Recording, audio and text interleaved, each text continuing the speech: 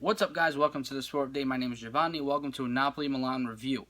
So before I start this video, just a quick disclaimer. I won't have any highlights because YouTube is going to strike me down, especially because it's a popular game. But I'll try my best to implement them as time goes on. So I changed my setting from the last video. I got some Napoli scars in the background. This is my wall in my room, so a much better lighting and things like that. But I'm using my phone camera because I can't get my other camera to work right now. So bear with me. But here we go, a review. The game's ended, already a few hours ago, but I just wanted to get this video out there and give you like a quick rundown and my thoughts of what I've seen. So, the result was a 4-2 win for Napoli. It was a good result for Napoli, but it was a very, very sloppy game, very sloppy performance, and it's unsatisfying for me at least. I don't know about other Napoli fans. So let's just go through it. The first, I would say, 10-15 minutes of this performance, Napoli was just dead. And me and my father were watching the game, and he's usually a critic. He knows how to watch the game and analyze things. And they were just so slow, moving the ball, getting forward, defending. There were some lapses. Niang had a chance right away.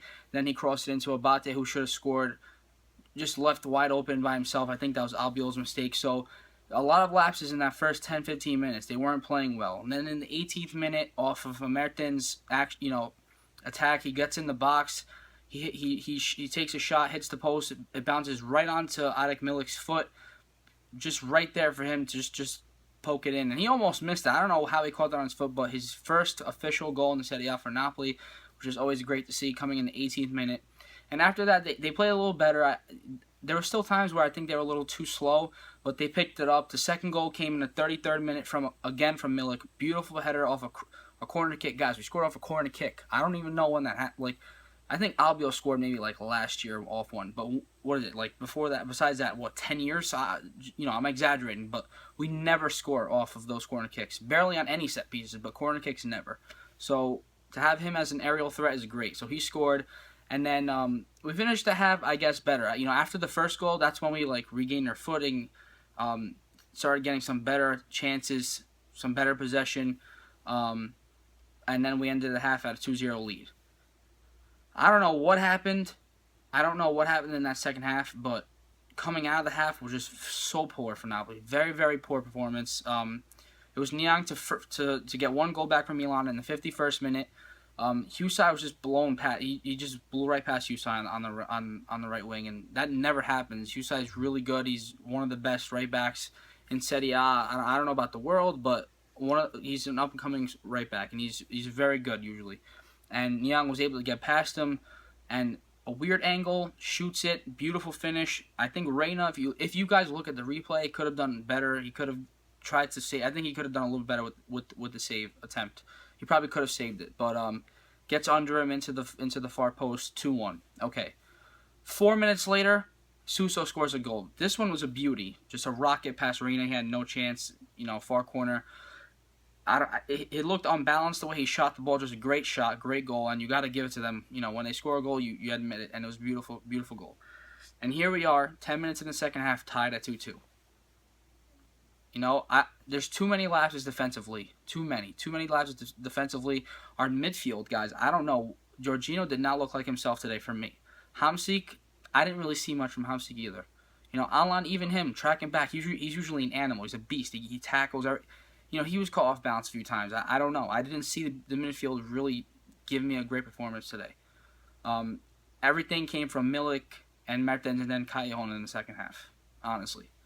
The midfield was just a little slow for me. They got better, I guess, as the time went on a little bit, when they had to score those goals in the end, keep possession, but we need to improve. I don't know what's wrong. Jorginho, we missed him a lot last game, but I didn't really see him provide too much. Maybe I'm wrong, but... that's just the way I saw it. But anyway, it's 2-2, 74th minute. I think again off a Mertens shot. Donnarumma, he made some beautiful, beautiful saves in this game off Mertens, actually. He could have let in 3 goals of Mertens, and he saved them all. But this one in the 74th minute rebounds, he saves it. The rebound goes right to Callejon, who's able to put it in and put us up 3-2. And then that's when the game started getting even sloppier. Yellow cards and red cards issued out of nowhere. Sadi was also ejected from the game. I don't know what he was ejected for. I didn't really look at the replays or read on that yet, so I don't know why he got thrown out, but he was thrown out. I'm not even sure which half, but he was thrown out. Then Kuchka gets his second yellow. He's thrown out. And then late in the game, Reina comes out. He gets the ball, and Niang decides to put his hands on him. I don't know why, and Reina falls down. Another yellow for him. He's out of the game. It was 11-on-9. And then we have a bizarre fourth goal from Napoli. They're breaking free, counterattack. Insigne's on the flank.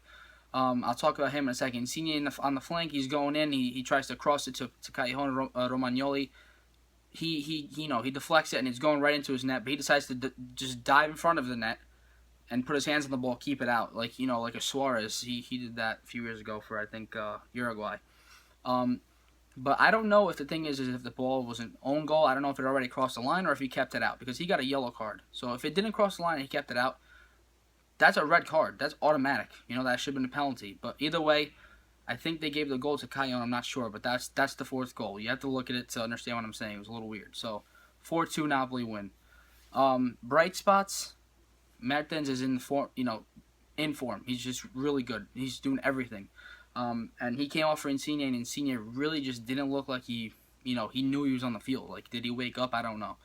He's been playing very poorly, and it's sad because he's actually my favorite player, just to let you guys know. And the hometown boy, and he didn't really do anything. He was just sleeping. Mertens is, like, shattering his hopes for a starting spot right now. He's blowing everyone apart.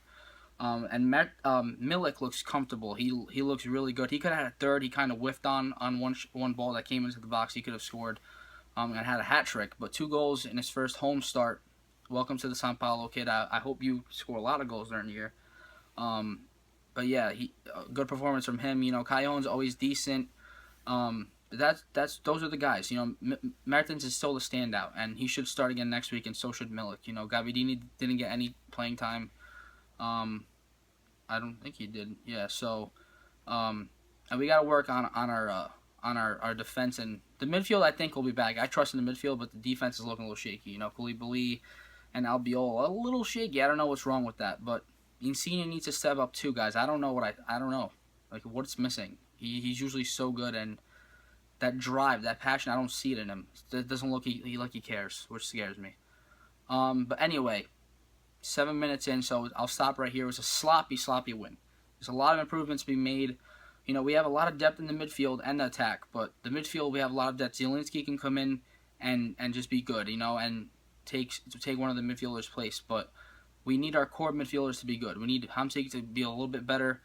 Jorginho, I need him back to last season form. That was not it today, and so same thing from Alan. And yeah, that's pretty much it. So I'll end it there. Quick shout out to our Twitter page, SSCN America. Me and my friend Daniel run it, but Daniel really does the tweeting. 500 followers on there, 550 I think, something like that. So thank you for that. And again, check out the Sempre podcast on Twitter, but also listen to them on iTunes or go to their Twitter and find a link. My friend James and Darren, great job. My friends over there, awesome job. Episodes, even if they're long, they're enjoyable to listen to, and all things Napoli. So go check those 2 things out. Please subscribe to this channel. 485. Please let's get to 500 subscribers. Again, thanks for the support. You guys have been watching the videos and liking or disliking. It's whatever you guys feel. So, Forza Napoli Sempre. On to the next game against Palermo. And let's go, guys. See you later. Thank you.